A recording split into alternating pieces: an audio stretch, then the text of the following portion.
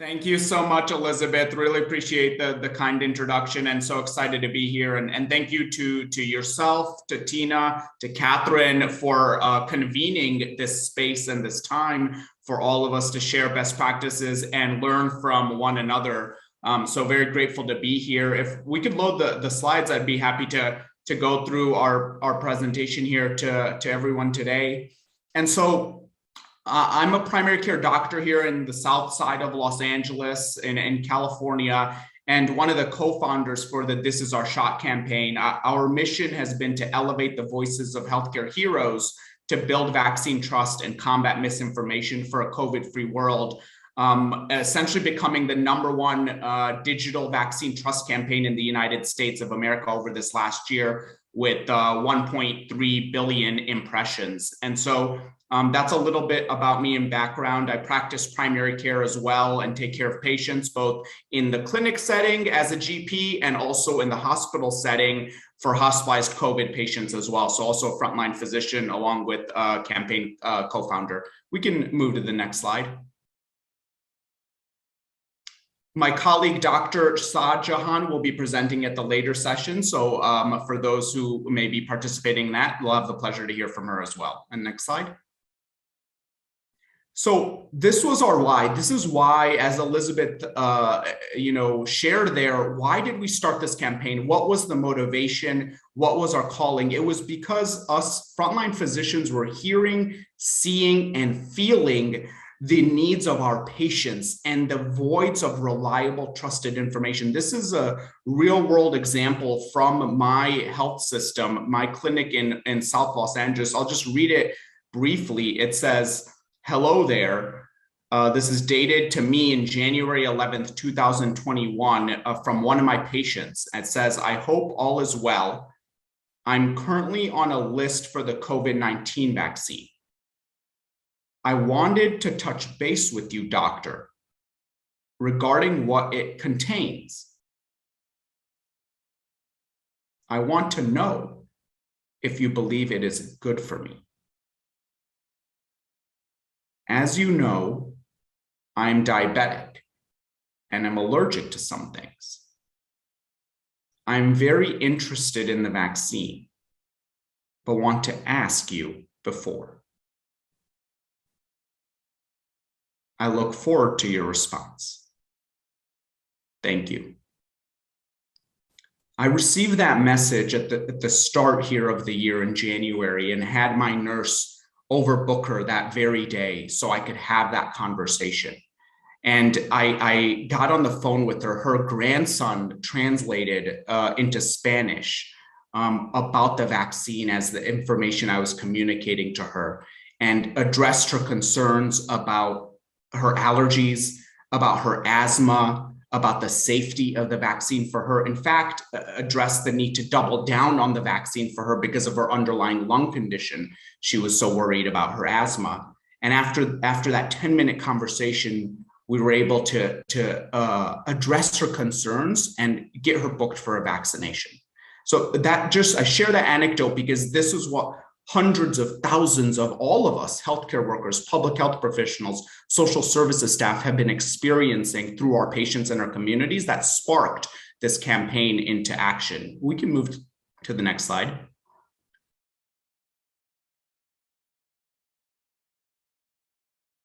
Several more examples of this information.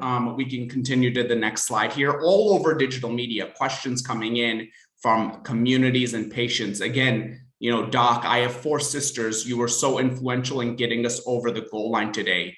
Your cape is showing, Missy. This was to my colleague, Dr. Shajahan. Next slide. So what did we do? We focused on that trust pillar. We let the brilliant scientists develop the science of the vaccine. We let the brilliant operational healthcare system, public health agencies deliver the operations of the vaccine safely, to getting it to communities, to getting it to local jurisdictions. And then we focused on trust, that last mile of vaccine acceptance. We can move to the next slide. So what was our strategy? How did we do this? And how can this be replicated across the globe in different countries and geographies? Next slide. So we had 4 pillars in our program. We had a social listening arm. So Elizabeth and her colleagues, Jess and the CDC's vaccine confidence team were incredibly helpful. We also had partners at Stanford with the Virality Project and Renee DeRista's team, as well as at Project Vector.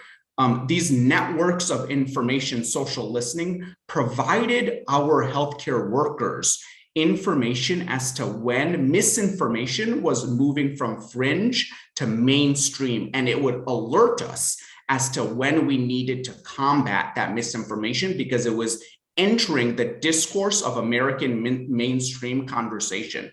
And so that prepared us to pillar 2 there on the slide, which is our counter messaging. We then developed as a campaign, once we were alerted by CDC colleagues, Stanford colleagues, Project Vector, we then developed cognitive inoculation preemptive messaging to get ahead of the misinformation, and then direct reactive counter messaging. So 2 types, preemptive and reactive messaging.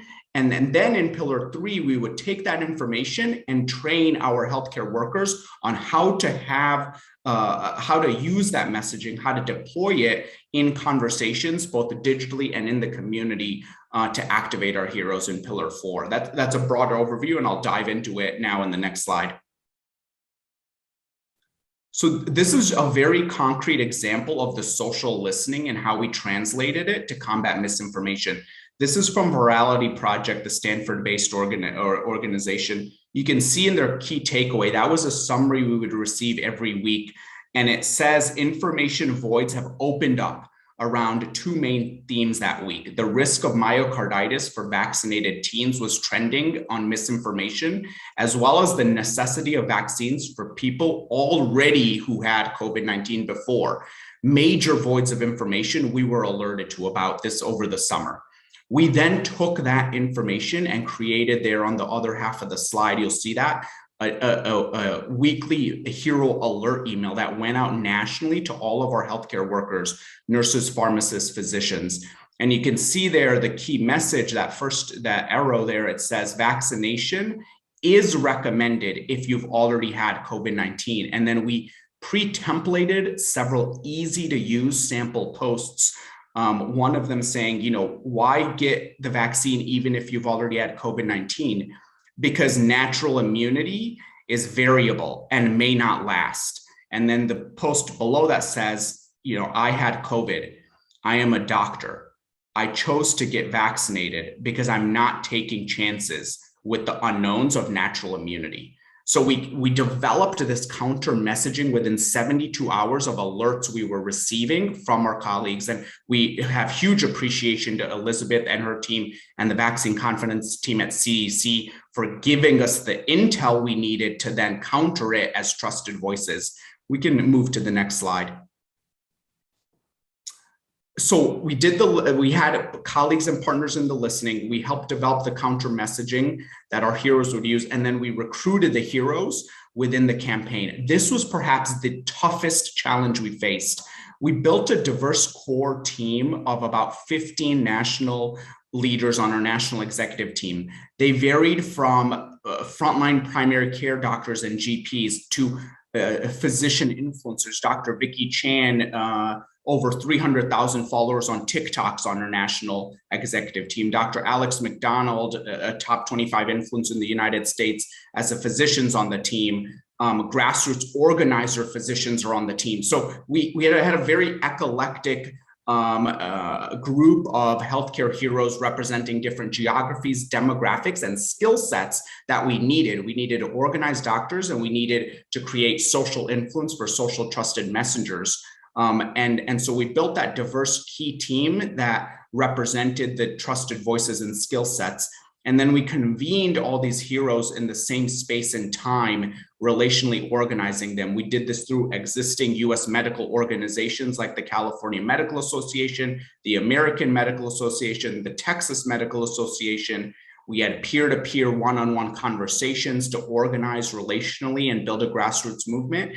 And we had meetings once a month, coalition meetings with renowned speakers and messaging insights we would provide. We last hosted just Dr. Fauci 2 weeks ago as the keynote for the month of November. And so those were the techniques used to mobilize together heroes in the same space and times. And this is just some of the organizations. There are about 50 plus partners we work together with to mobilize those healthcare heroes in the States. We can move to the next slide. And then once they were recruited, we trained them. We used simple messaging tools like this one pager shown there. We used training videos that were 3 to 5 minutes long, easily digestible, freely available and recorded on our website. This is our shot.info that we made available to all healthcare heroes. And then we did live training workshops, 45-minute sessions over Zoom on how to tackle misinformation and have tough conversations on the vaccine. And so we met our healthcare heroes in the modalities they preferred: simple one-pagers, videos they could watch at any time during their lunch breaks, during time at home, and then live workshops. Next slide. And then finally, pillar 4 is the activation. So we created communities on all the digital spaces. So we had the social listening, we had the messaging, and then we had the training and recruitment of the heroes, and then we activated them. And so we had a shared Twitter TIOS thread. We had an Instagram TIOS thread. We had a Facebook TIOS group.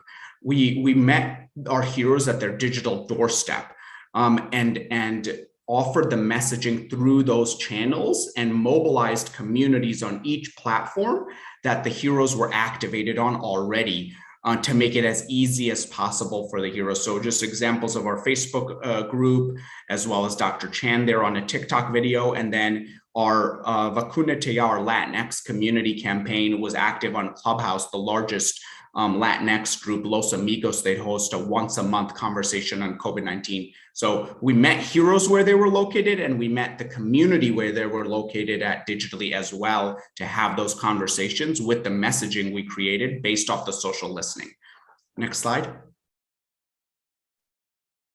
So what were some of the challenges we faced? And then I'll wrap up and happy to answer any questions and dive into specific questions. So we faced significant challenges. This was not easy. All of us are daytime physicians, nurses, pharmacists.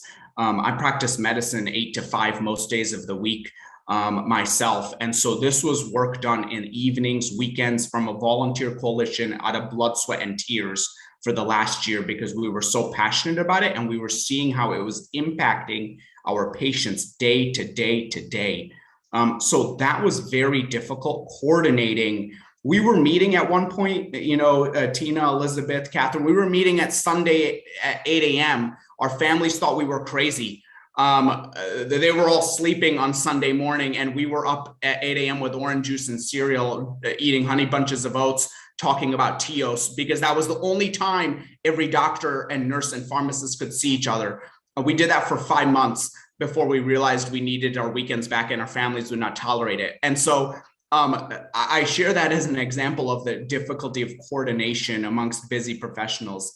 Funding was also a very significant challenge as a volunteer organization towards long-term sustainability. How are we getting the funding support and the staff support to continue this? Because volunteer efforts ultimately need that long-term kind of infrastructure to capacity build and to support the passionate volunteers.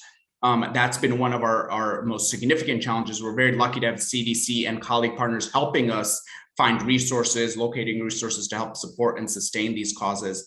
And then finally, dealing with cyberbullying. Vicky Chan, for example, one of our best heroes with a huge following, she's been reported in coordinated, targeted attacks on her accounts where they will flood her on Instagram. She was reported heavily, and they pushed her on all the algorithms. She's been fighting for months trying to get back, the account with the following she had. And so there are very targeted campaigns. One of our heroes, Dr. Kim Yu, her account on Twitter with 6,000 followers was hacked. Twitter has yet to restore that account. She's had to start from scratch, 0 followers. This was last December. And so our heroes are actively attacked. One of our heroes received powder that looked like anthrax, white powder in the mail in Alabama. at her home and was frightened to death. The FBI were involved. And so it was a mimic attack of anthrax. So these are stories of our own heroes on the front lines going through this experience. So it is frightening, and it is not easy. So that support system, that community, and then that platform accountability ultimately is so critical. It has, I'll be honest, some of the heroes have been discouraged. Some have been burnt out. Some ask, is it worth it? When we're up against what seems like an inevitable fight. And so that community support and practices that support resilience and counter the harassment in coordination with the platforms is so critical to sustain this as well. So those have been some of the real world challenges we've faced. And we can move to the next, I think we're at the last couple slides here. And so, yeah, just to summarize kind of our impact to date, and then happy to get into questions for the next slide here. So we, in summary, we started with 15 organizers on our national team, 57 organizational partners. We trained more than 2,200 healthcare workers across the country, activated digitally, which means they posted accurate information digitally, 25,000 healthcare workers, and reached more than 1.3 billion impressions to be the nation's leading vaccine trust campaign over the last 12 months since being founded in December 2020. Next slide. And there's the faces of those heroes right there across this country, showing their pride for vaccination, disseminating accurate, clear information, and starting the This Is Our Shot campaign over the last 12 months. Next slide.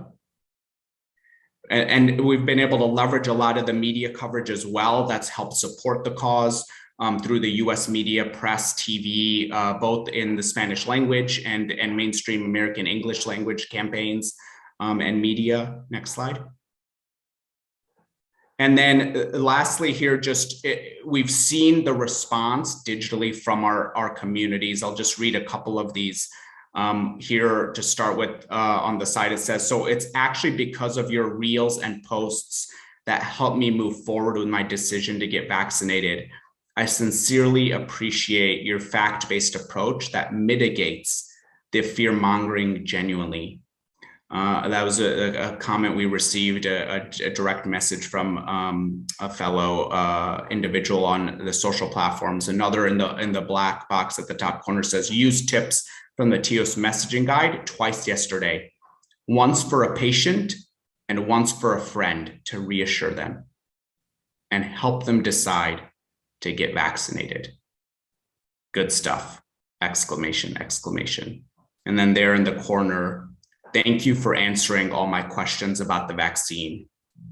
Because of you, my 4 daughters, husband, and myself are fully vaccinated. Next slide. And that covers it. That is what keeps us going and keeps us marching forward. Those stories of hope, of optimism, of lives saved through vaccination get us up every morning, even amongst the adversity, even amongst the challenges, even amongst what seems like an endless battle. Those stories, those moments of hope, those anecdotes from people who believed the trusted voices and come forward to get to vaccination, keep us motivated as ever. And we are ready to move forward and continue this mission because it is far from over. Thank you so much, Atul. And I know it's also in the middle of a night for you. So we really appreciate the time that you've taken to talk to people about the great work that you all have done. And of course, you know, the questions are coming in hard and fast. And so maybe I'll do a bit of cherry picking here for some of the questions. And there's a huge range of types of questions. But Christy asks, what can we do to work with platforms themselves to ensure that public health communicators are supported and that that coordinated harassment is mitigated? I'm imagining you probably have had a lot of conversations with social media platforms. What have you figured out or heard or seen or learned that works better? Or are there better approaches for what else is needed in order for us to ensure that people aren't attacked for trying to get accurate, credible information out there into the hands of people who need it? Yeah, great question, Elizabeth. We need your help. We need your help. We need WHO's help. We need everyone's help. We have to really all come together. I'll be honest, it's been very tough. We are lucky though, with CDC and WHO support. We work with Andy and Caitlin and the WHO on the marketing side. They convene with the platforms. And so things that have worked is, there are active meetings with many of the platforms through many of our partners. And so the dialogue is there. But it is so overwhelming, and the coordinated disinformation and attacks are very real. And so one thing that has helped is, on Twitter, many of us received badges of credentials, the blue check mark. We're working with Instagram, with TikTok, with Facebook to give them lists of trusted voices, to make it easy for them to give that blue check mark of credibility, which uplifts that voice in the algorithm. So that is one concrete thing. If we can get the platforms together and convene a shared trusted messenger database from the CDC, from the WHO, these are trusted nurses in South Africa, trusted doctors in India, trusted nurse practitioners in the UK, trusted pharmacists in the United States, whose voices are helping support accurate information. That could be one, for example, method. We've had some luck with that on Twitter, where several of our heroes have been verified, but it's been very hard on Instagram, on Facebook, on some of the other platforms to kind of get to that point. But there is some receptivity and openness. So we're hopeful. And the platforms are starting to take this very, very seriously. So we hope that dialogue does translate to kind of protecting those trusted voices and supporting them. That's really great to hear. And I hope Brian Yao, who's I know in the room and worked with our Vaccine Safety Net colleagues at WHO, that does exactly this. It's a network of trusted organizations and websites that do a good job of explaining the safety and the benefits of vaccination all around the world, and working with platforms like Google to ensure that that's the content that's served when people are looking for information. And those are the types of networks that we can do even more together when we work together than we can apart. So hopefully this is just the beginning of hashtag This Is Our Shot, working with different parts of WHO to have trusted voices out there, which actually leads me to my next question that I've seen popping here into the chat. Of course, Sergio, who from our Africa Infodemic Response Alliance colleagues in the Afro region, he wants to know, how is the team structured? How many staff? You mentioned that you have a lot of volunteers, but is anybody just keeping the lights on? Yeah, for a long time, we were trying to keep our own lights on, Elizabeth. And so it was a great question. The first 3 months were just all volunteers, doctors like myself and our team. There are 3 co-founders, Dr. Hussein Lulani, Dr. Alex McDonald, and myself. And then we mobilized our friends, our colleagues in the medical profession and field to come together and convened. Initially, it was every week through meetings on Zoom. I have never met one of my co-founders to date yet in 12 months because of the pandemic. I've never met Dr. Alex McDonald. He lives 40 miles from me, and I've never met him in my life yet. We had to organize digitally. After 3 months, we were able to receive in-kind support from Organized Medicine in the United States, California Medical Association, and had staff support in kind. However, that was just temporary. And so that gave us about a 3 to 6 month window of a day-to-day campaign project manager that was very pivotal.